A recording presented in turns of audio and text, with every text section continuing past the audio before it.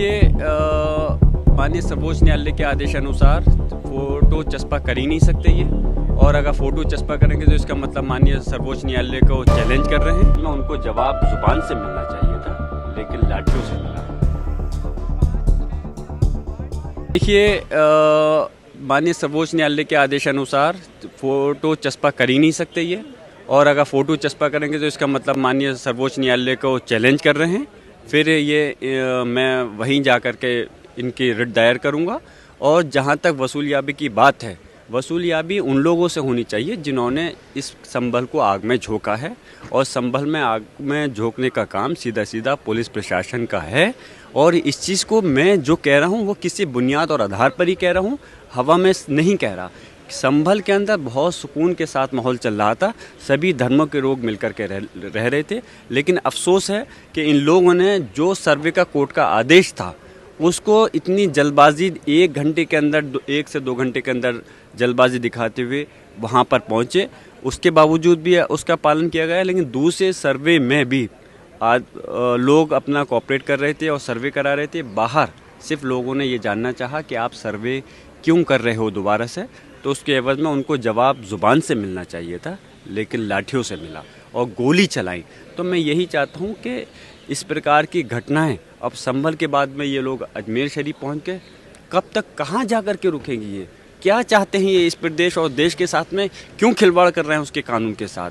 माननीय सर्वोच्च न्यायालय को उसमें संज्ञान, मैंने भी रिट दायर कर रहा हूँ इस मामले में माननीय सर्वोच्च न्यायालय के अंदर, और मैं ये मांग करता हूँ कि इस पर ज़रूर रोक लगनी चाहिए, जिससे कि हमारे प्रदेश और देश का माहौल और जो एकता है वो कायम रह सके और इसका विकास हो सके। देखिए माननीय सर्वोच्च न्यायालय के आदेशानुसार फ़ोटो चस्पा कर ही नहीं सकते ये, और अगर फ़ोटो चस्पा करेंगे तो इसका मतलब माननीय सर्वोच्च न्यायालय को चैलेंज कर रहे हैं।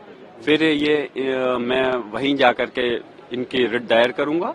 और जहां तक वसूलियाबी की बात है, वसूलियाबी उन लोगों से होनी चाहिए जिन्होंने इस संभल को आग में झोंका है, और संभल में आग में झोंकने का काम सीधा सीधा पुलिस प्रशासन का है।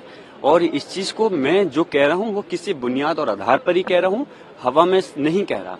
संभल के अंदर बहुत सुकून के साथ माहौल चल रहा था, सभी धर्मों के लोग मिलकर के रह रहे थे। लेकिन अफसोस है कि इन लोगों ने जो सर्वे का कोर्ट का आदेश था उसको इतनी जल्दबाजी, 1 घंटे के अंदर 1 से 2 घंटे के अंदर जल्दबाजी दिखाते हुए वहां पर पहुंचे। उसके बावजूद भी उसका पालन किया गया, लेकिन दूसरे सर्वे में भी आज लोग अपना कोऑपरेट कर रहे थे और सर्वे करा रहे थे। बाहर सिर्फ लोगों ने ये जानना चाहा कि आप सर्वे क्यों कर रहे हो दोबारा से, तो उसके एवज में उनको जवाब जुबान से मिलना चाहिए था, लेकिन लाठियों से मिला और गोली चलाई।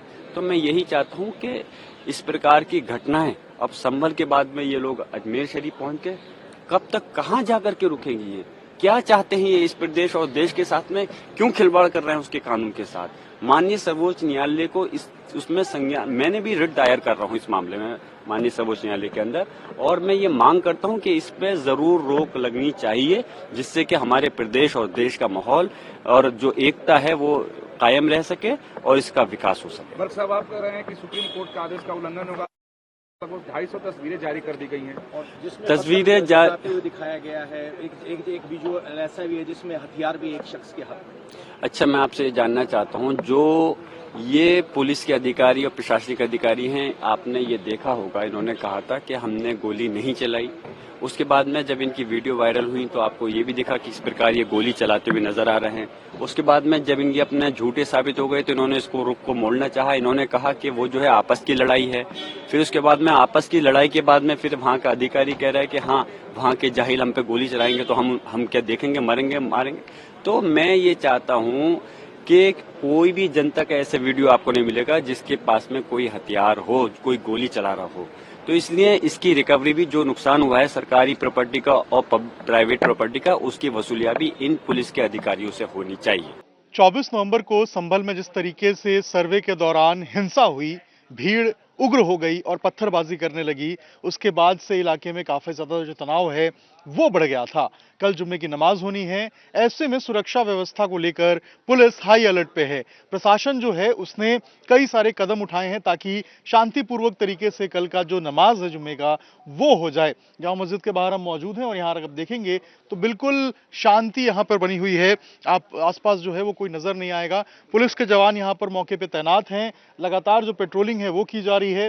पुलिस के आला अधिकारी जो है वो लगातार पेट्रोलिंग कर रहे हैं और पूरे इलाके को जो है वो देख रहे हैं। जिस तरीके से 24 तारीख को हिंसा हुई थी, पत्थरबाजी हुई थी, आगजनी हुई थी, उसके बाद से पुलिस काफी ज्यादा अलर्ट पे है। कल इस पूरे मामले में रिपोर्ट भी पेश करनी है कोर्ट के अंदर।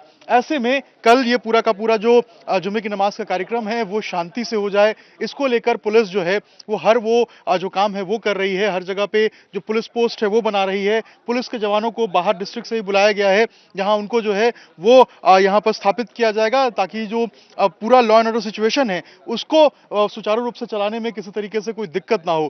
इसके अलावा ये भी बताया गया है कि कल जब जुम्मे की नमाज होगी, कल शाम तक इंटरनेट सेवाएं जो हैं वो बाधित रहेंगी, उनको बंद किया गया, सस्पेंड किया गया है और उसके बाद हालात को देखते हुए धीरे धीरे करके जो इंटरनेट सेवाएं हैं उनको भी चलाया जाएगा। इसके अलावा मार्केट खुले हैं आज, बिल्कुल कल भी जो मार्केट है वो खुले हुए थे, लोग बाहर निकल रहे थे, अपने घरों से शॉपिंग कर रहे थे, दुकानदार अपनी दुकानें खोल रहे थे।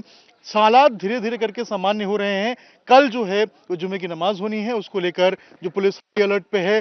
कल तक 27 लोगों की गिरफ्तारी थी, लेकिन कल जो शाम में एक और जो गिरफ्तारी है फरहद की गई। अब जो कुल आंकड़ा है गिरफ्तारी का वो बढ़ के 28 हो गया है और भी लोगों की पहचान की जा रही है। 100 से अधिक लोग अभी रडार पे हैं जिनका फोटो पोस्टर रिलीज किया गया है और उसके बाद जो पुलिस की कोशिश है वो ये है कि सीसीटीवी के आधार पे जो भी पहचाने जा रहे हैं उनको गिरफ्तार करें और उनके ऊपर कार्रवाई करें। 800 साल से दरगाह है ख्वाजा अजमेरी की। 800 साल उस दौर में मुगलों ने हुकूमत की, बादशाह अकबर ने वहां पर बहुत कुछ तामीर करवाया। फिर मुगल खत्म है, मराठाओं का राज शुरू हुआ। फिर मराठा के बाद उन्होंने अजमेर को 18,000 रुपये में अंग्रेजों को बेच दिया। 1911 में क्वीन एलिजाबेथ आई तो वहां पानी का हाउस बनवाया। नेहरू से लेकर जितने प्रधानमंत्री बने वो वहां पर चादर भिजाते हैं। आप बताइए क्या करना चाह रहे हैं लोग? आखिर क्यों इतनी नफरत पैदा कर दिए बीजेपी आरएसएस वाले मस्जिद दरगाहों के ताल्लुक से? प्रधानमंत्री नरेंद्र मोदी खुद चादर भिजाते हैं। अब बताइए उस पर क्या बोलेंगे वो? उन्होंने मिनिस्ट्री ऑफ माइनॉरिटी अफेयर्स को पार्टी बनाया तो नरेंद्र मोदी की सरकार उसको बोलेगी कि वो दरगाह है ही नहीं है। प्लेसेस ऑफ वर्शिप एक्ट तो इस्तेमाल ही नहीं हो रहा। लोअर कोर्ट आखिर प्लेसेस ऑफ वर्शिप एक्ट को क्यों नहीं सुन रही है? आप हर जगह पर जाकर बोलेंगे नहीं यहां पर मस्जिद नहीं थी, यहां पर दरगाह नहीं थी, यहां पर कुछ और था, तो फिर कल कोई मुसलमान जाकर कोई बोल दे जाकर के नहीं यहां पर ये नहीं था, यहां पर वो था। कहां रुकेगा फिर ये? रूल ऑफ लॉ कहां जाएगा? डेमोक्रेसी कहां जाएगी? लॉ एंड ऑर्डर कहां जाएगा? हमने देख लिया संभल में 5 लोगों ने अपनी जान गंवा दी, इतना बड़ा गड़बड़ हो गई, वहां पर वायलेंस हो गया। तो ये तो देश के हित में नहीं है।